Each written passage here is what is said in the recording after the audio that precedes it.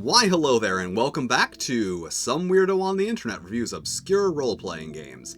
So it is May, or rather Mermay. It's an internet art thing where you draw mermaids all month, but I figured that I could also review mermaid-themed games, of which there are unfortunately not very many. Mermaid Adventures was released in 2012 by Third Eye Games and is a game about mermaids. Also one that is targeted more towards children, but that doesn't mean we should expect less from it.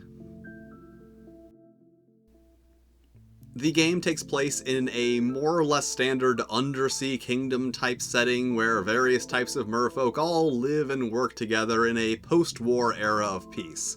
Yeah, this game takes place 60 years after a war between all of the various types of merpeople, which is a choice.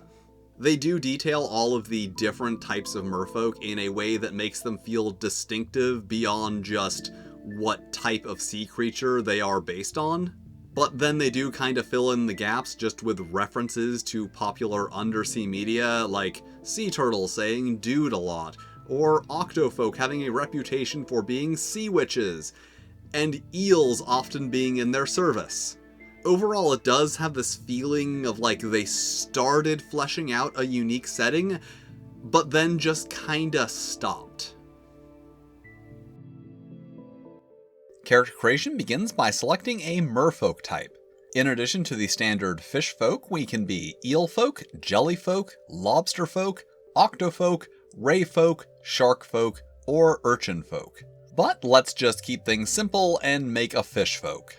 Our merfolk type sets our starting attributes and gives us a quality. In this case, adventurous, which gives us a bonus when we want to discover something new.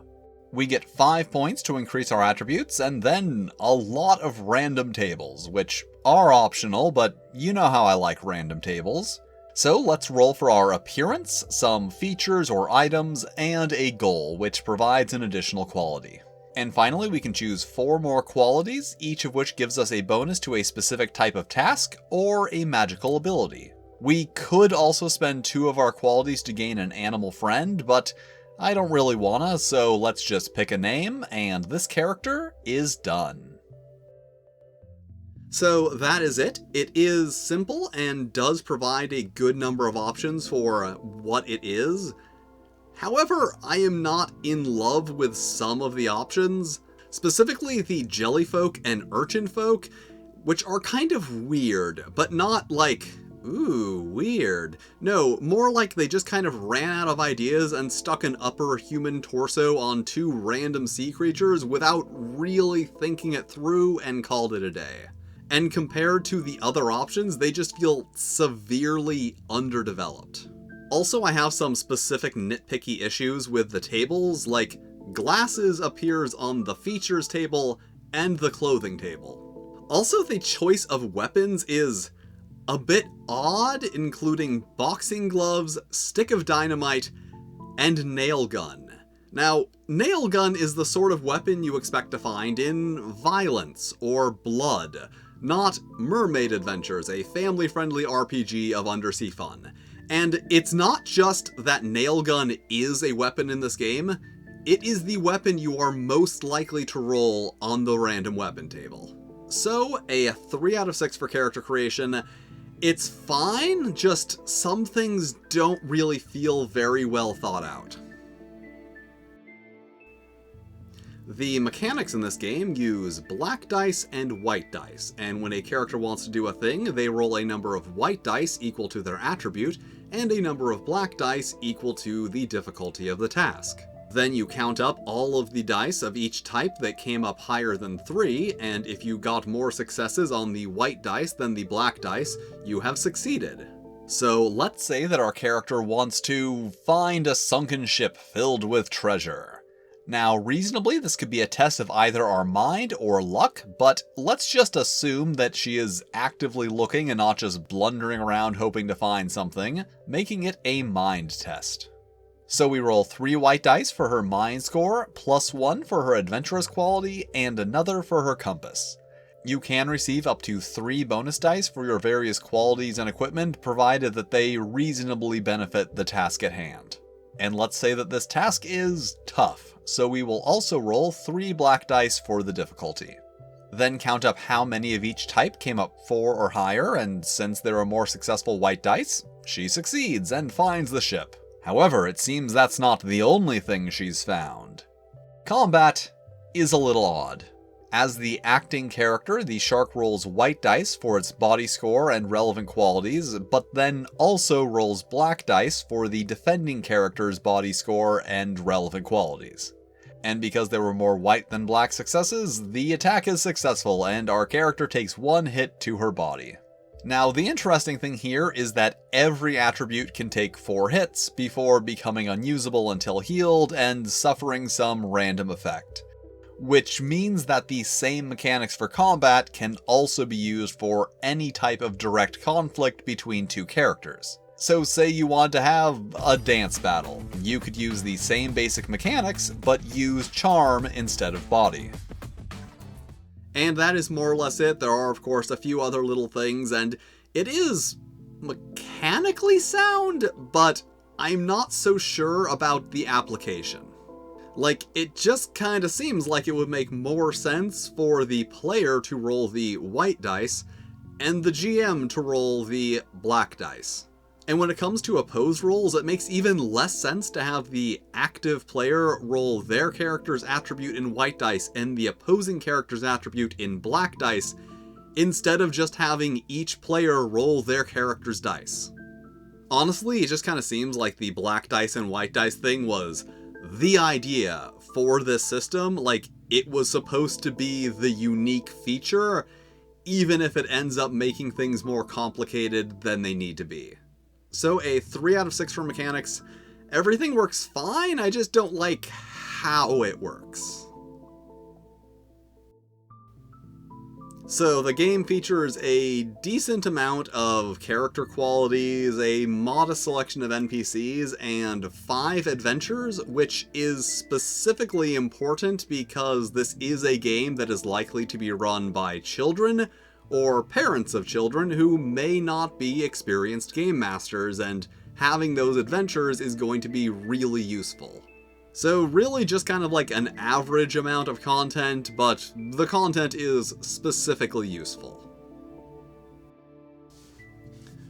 So overall, the book is written okay, but I do have some very specific issues, like it never explains that you have to roll 2 dice on the tables, and someone like me sees a table numbered 2 through 12 and immediately knows what to do. A child or parent who's not very familiar with gaming might not. Also, there are a couple of options in the character creation for younger children, like assigning 2, 2, 3, and 3 to your attributes instead of just distributing 5 points, which it says is for children who have trouble with adding. This is a game that expects you to count out and roll specific numbers of 2 different types of dice, then determine how many of each type came up over 3, and which of those 2 values is higher, and in some cases, if one of those values is 3 points higher than the other. That's not, like, hard, but I would put it on the same mathematical level as distributing 5 points among 4 attributes. And I feel like this is inconsistency on their part in regards to what age group the game is appropriate for, because there is a certain level of mathematical ability and social development required for tabletop role-playing games. Although I have known adults who lacked both of those and didn't let that stop them. The layout is okay, it is readable, the illustrations are very cute and actually fairly diverse in terms of skin tones, but it does have something of a feeling of just text dumped into a document. Although I do like how each adventure starts with a full-page illustration, that is nice. However, the placement of a lot of the other images feels, at best, arbitrary, and at worst, detrimental to readability. And of course, the page breaks are a total mess, often due to the poor image placement, and a lot of these problems are incredibly easy fixes. So no adjustment for writing. I have my nitpicks, but everything is understandable, and 3 out of 6 for presentation. I just kinda wish they had tried a bit harder.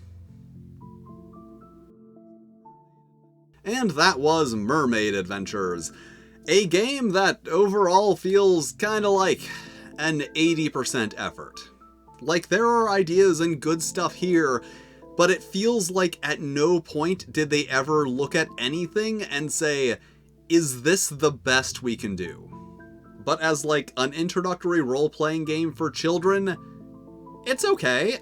It does somewhat feel like good enough for children was the goal.